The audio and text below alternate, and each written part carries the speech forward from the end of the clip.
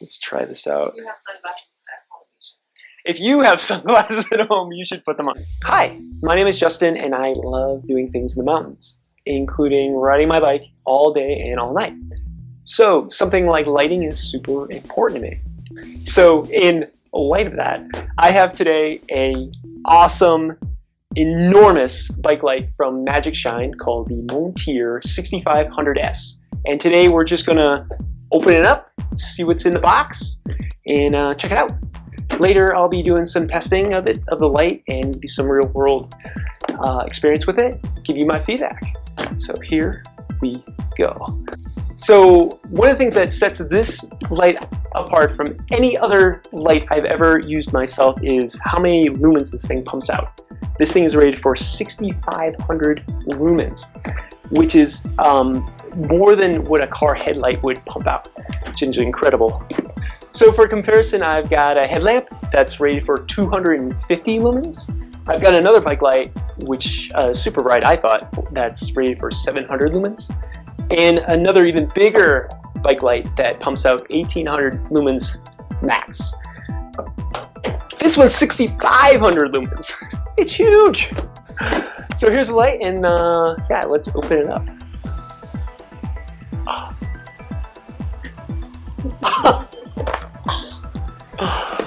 Oh, that's so fun. So inside, let's see what we got. Three main things. First thing is the light itself, so let's check that out. It's nice and light. This is what goes on, say, your handlebars, or they do make like a helmet mount. You can purchase separately. There are, looks like 5 separate LEDs on this thing, and there are 2 different lens designs. So there's probably like a spotlight and a flood. So there's light that's directed kind of in front of you and light that goes all around you. On top we have the button to turn it on and off, I believe, and to change the various settings. And there's only one button, which I prefer. I like, personally, just a very simple interface. I don't need 5 buttons for a bike light. And we have the cord, and this goes to the battery. So this unit, this light doesn't have the battery included with it. And that keeps things nice and light, so when it's on your handlebars, it's not weighing you down. It also makes it a little easier to mount, because the mount itself doesn't have to actually carry that whole weight. On the bottom is the actual mount system, and this is kind of like a Garmin style mount. So you put it in, oops, so you put it in the mount and do a half turn, and then it's on there. And I personally really like that mounting system. You know it's well designed because it was made to fit on very expensive bike computers, so it's not gonna, you know, your light, it's not gonna fly off. I really have not enjoyed light manufacturers mounting systems in the past. They seem to be just like something ill-conceived, badly designed. It's usually like rubber bands, basically, that keep like a very expensive bike light on. So seeing that they just used a Garmin style mount makes me feel good that it's going to work well. It's also something that's removable or replaceable. So if you do damage the mount itself, you can get, you know, a replacement part and keep using your light. This light is not cheap. It's a big investment. So I like those little details, knowing that I can be using this light for years to come. One of the problems with badly designed bike light mounts is if they break while you're riding, your light goes flying, and that itself can damage the light, or you can even lose the light or go on a big search for your stupid light when all you want to do is get to your destination, which is a huge pet peeve of mine. Oh my gosh. So I don't believe that this is going to happen with this, which is awesome. So other bike manufacturers, what they sometimes do when they design their mount, they'll design it just for their bike lights.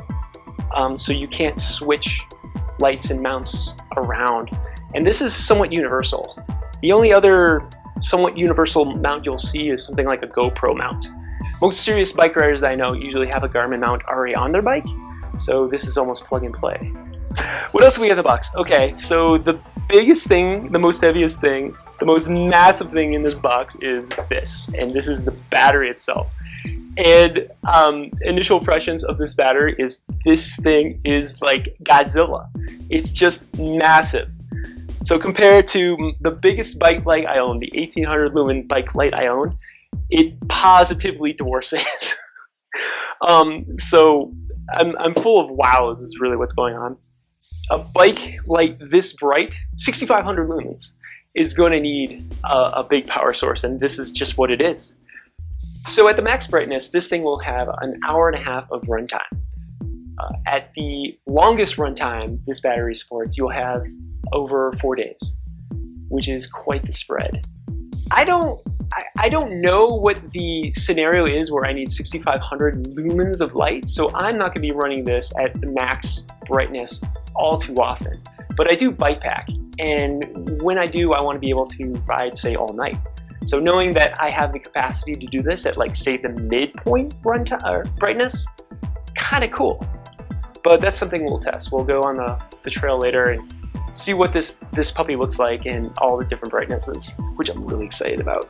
So this is an external battery pack, and you're gonna have to put it somewhere. So you can either strap it onto your bike frame, I can put it into like a bike bag. So oftentimes these really bright lights are used in 24-hour mountain bike races, where you'll have a bunch of these waiting for you at an aid station. And when you're getting more food and more water, they'll swap these lights out and you can go along your way. And you can run the light at that max brightness. For me, as a bike packer or just a bike commuter, I won't be running it at that max brightness all that often, but knowing that I don't have to charge my light every month is kind of a cool thing to look forward to. So it looks like at this end we have a whole bunch of ports, kind of protected by some rubber. So if you peel back, looks like we've got like a USB plug for charging it. It's a USB plug. We have the check, looks like a battery indicator, so a button you can press, see how much juice you have left. So I have 3 bars out of 3. That's nice, excellent. And then there's a rubber little cover that just says open. It's like Alice in Wonderland. It's used to connect the light itself. Okay, so that's the battery. Okay, so the next thing we have in the box is the mount. And this thing is pretty cool. Again, it's a kind of a Garmin style mount. It's made of metal, so I don't foresee this thing breaking. It does have a replaceable disc, which is where the light actually mounts onto, and that is replaceable. That's just a plastic disc. So there is a scenario where your bike will get dropped or you'll crash, and that plastic part can get damaged, but you just unbolt it and get a replacement. So again, it's an investment. This pole light is an investment, but the parts that can get damaged look like they can get replaceable. I think that's a good design. So give it a little demo. We'll try to put the light on a mount. You should be able to just kind of like click it on. Ooh, that's nice. And yeah, it'll just stay on. And if you just want to take it off, click it off. So that's kind of cool. I like that idea of having like a quick release, because if I am stopping at, like, say, a store during a bike packing race, I'm taking this light with me. That's cool. And it's got a little rubbery thing, so if you have different diameters of handlebars, you'll be able to fit it on. Plus, if you already have your own Garmin mount, you can just use that. And if you have multiple bikes and you already have a Garmin mount, you can probably just use that Garmin mount already. Cool. What else? What else is in the box? In the bottom, okay, USB plug to charge it. Okay, so we have like little straps to mount the battery onto your frame or what have you. Okay, and now we have this, which is part of the cable system to connect the battery to the light itself. So why don't we try to put the light? Oh, this is exciting. I'm excited. I'm excited about bikes, so I'm pretty excited about bike lights. All right, so we got a male, female. Let's put those together. Great. Okay, so let's open up that port that says open. Okay, wow. So that rubber little port cover is just free, and I'm going to be worried about losing this thing like immediately. And this guy goes into here. All right, it is done. And let's see. Okay, pretty wide. What do you think, like 4 feet? It's at least 4 feet. I don't think that's 4 feet. You don't think it's 4 feet? It's many feet. It's many feet. You could probably mount this on your helmet, and that's probably long enough already to reach like a fanny pack or something, or put this anywhere on your frame you can possibly think of.